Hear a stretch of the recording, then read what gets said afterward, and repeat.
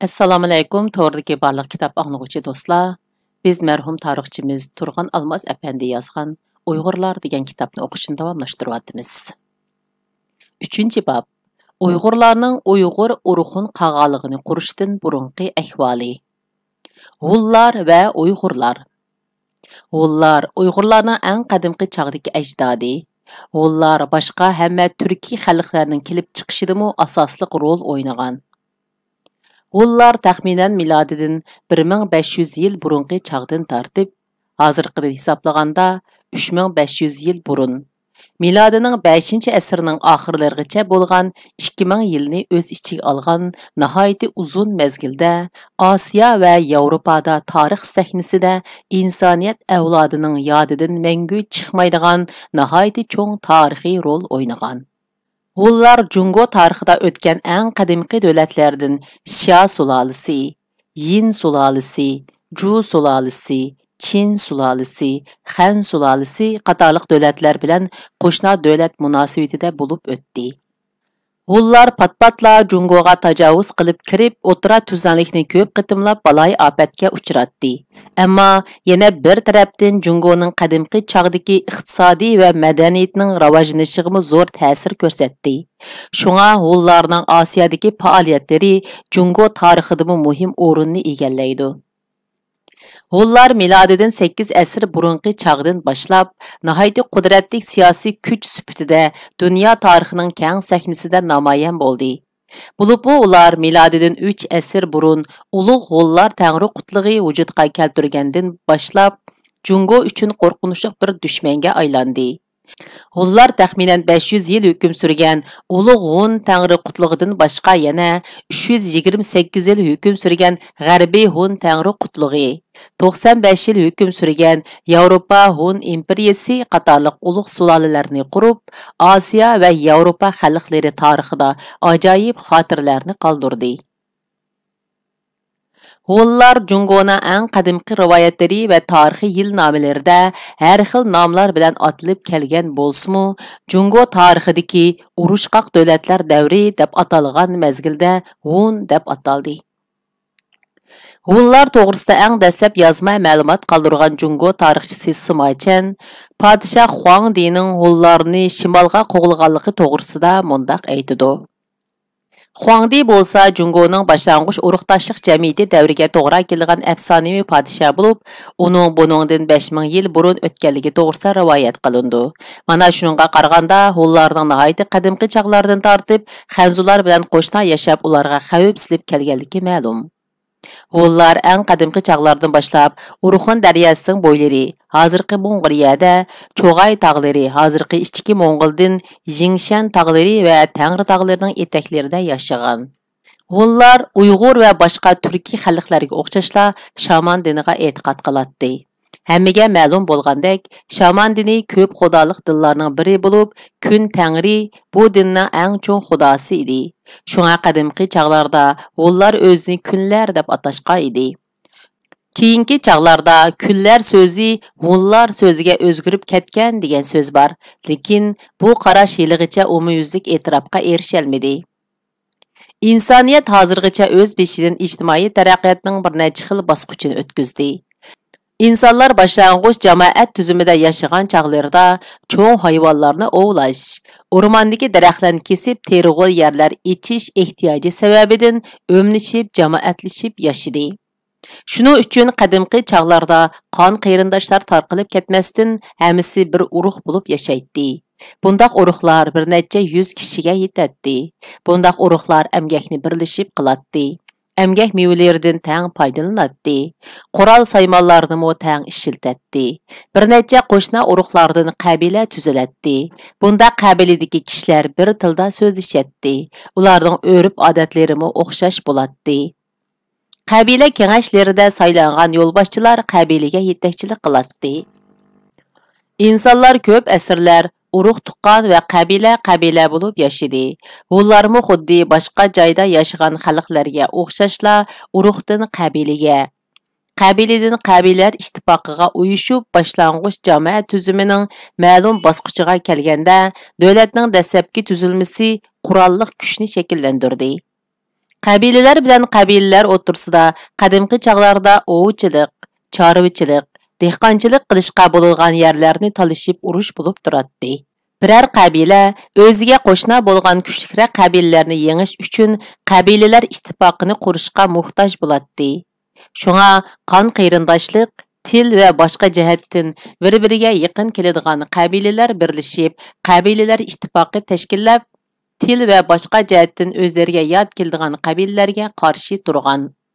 Mana shunda qabilalar ittifoqining qurolli kuchlari qadimgi davlatlarning asosiy omili bo'lgan edi.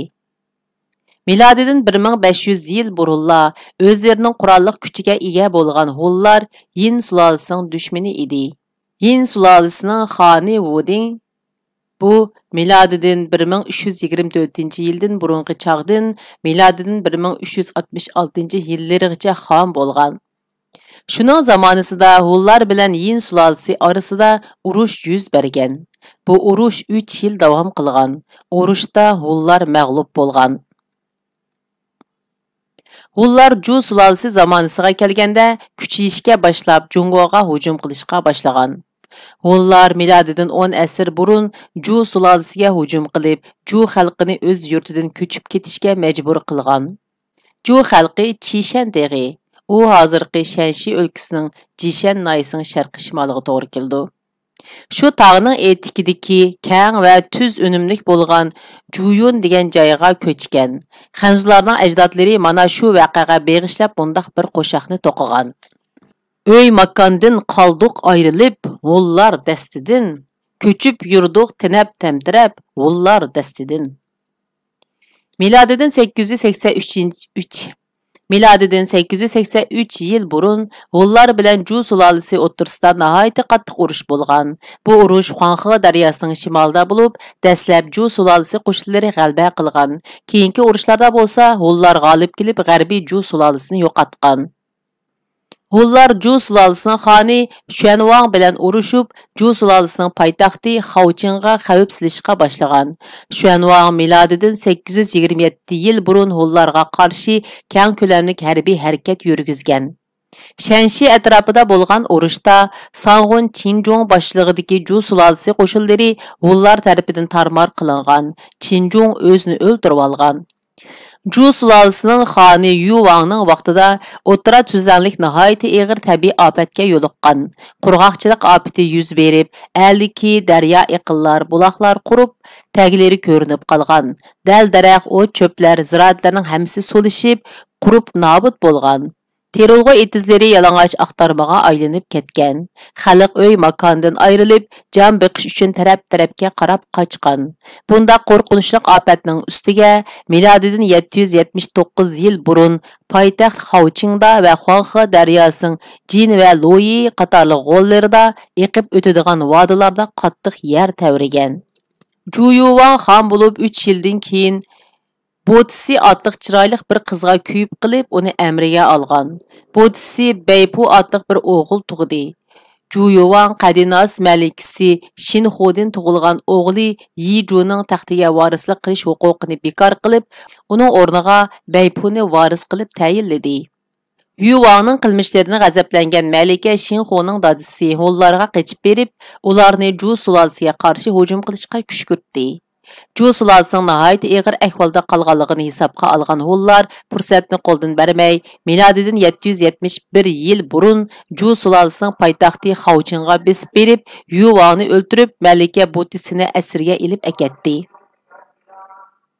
Hunlar Xaoqingni vayron qilib, Shanxi atroflarini besib oldi. 250 yil hukm surgan Ju sulolasi halokatga uchirdi. Ju sulolasi xonzonlaridan Pingwang bir bo'lim oqsumaklar bilan Loyangga qochib berib, Loyangni poytaxt qildi. Shundan boshlab tarixda Sharqiy Ju sulolasi deb atalgan sulola davri boshlandi. Milodidan 7 asr burun Hunlar va hozirgi Xebi va Shanxining shimolidan janubga qarab ilgirlab, Loyangga xavf silishga boshladi. Hatta Hunlar Loyangga 2 qitim besib kirib, Sharqiy Ju sulolasining xoni Xianwangni qo'g'lab chiqarib, Sharqiy Ju sulolasini yo'qotib etishga tasliq qildi. Ju sulolasi qurilgandan keyin uningga qaraydigan beyliklar kuchayishga boshlab, ba'zilari boshqa beyliklarni yutib kuchaydigan, ba'zilari yo'qolib, ba'zilari ojizlab ketadigan vaziyat shakllangan. Jungo tarixchilari mana shu davrni Chunchu davri deb atagan. Chunchu davrida Ju sulolasi xonlari ismi bor jismiy hukmdorlarga aylanib qolgan. Milodidan 5 asr burunqi mezgilga kelganda Jungoda 7 davlat paydo bo'ldi. Bu davlatlar o'zaro tinmay urushib turdi. Jungoning qadimgi chog'dagi tarixchilari mana shu 7 davlat hukm surgan davrni urushqoq bagliklar Jango davri deb atashgan. Shu davrdagi 7 davlatdan Qi, Yan, Zhou, Qin qatorliq 4 davlat Huanghe vodisiga joylashgan bo'lib, ular Hunlarga qo'shna edi. Han, Wu, Weidan iborat 3 davlat asosan Changjiang vodisida bo'lib, Hunlar bilan bevosita chegirdosh emas edi. Huanghe vodisidan Qi, Yan, Zhou, Qin qatorliq davlatlar pat-pat Hunlarning hujumiga uchrab turadi. Hunlar urushqoq davlatlar davridagi o'zlariga nihoyat foydali bo'lgan sharoitda nihoyat jiddiylik bilan harbiy qo'shinlarini to'liqlab, o'zlarining jangovarligini kuchaytirdi. Ondan keyin Hunlar otliqlarni Ordus yaylig'i, Cho'g'ay tog'larining janubiy etaklariga to'plab, shu yerdan atroflardagi qo'shinlarga keng ko'lamda hujum boshladi. Mana shunda xatarlik sharoitda Yan, Zhou, Qin qatorliq 3 davlat Hunlarning hujumidan saqlanish uchun milodidan 5 asr burun o'z davlatlarining shimoliy chegarasiga sepil so'qishga boshladi.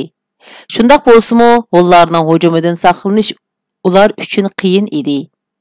Milodidan 310 yil burun Hun otliq qo'shinlari Yan davlatining shimoliy rayonlariga qistab keldi. Hun otliq qo'shinlari Huanghedan kechib o'tib, Ordus yaylig'ining janubidagi Daryo janubiy yer, hozirgi ichki Mongoldagi Ekjao aymog'ini ishg'ol qilib olib, Qin, Zhou, Yan qatorliq davlatlarning chegara rayonlariga besib kirdi. Hunlarning hujumiga ko'p uchrab og'ir xavfda qolgan Zhou davlati o'zining shimoliy rayonida dehqonchilik va chorvachilik bilan shug'ullanishga amalsiz qoldi.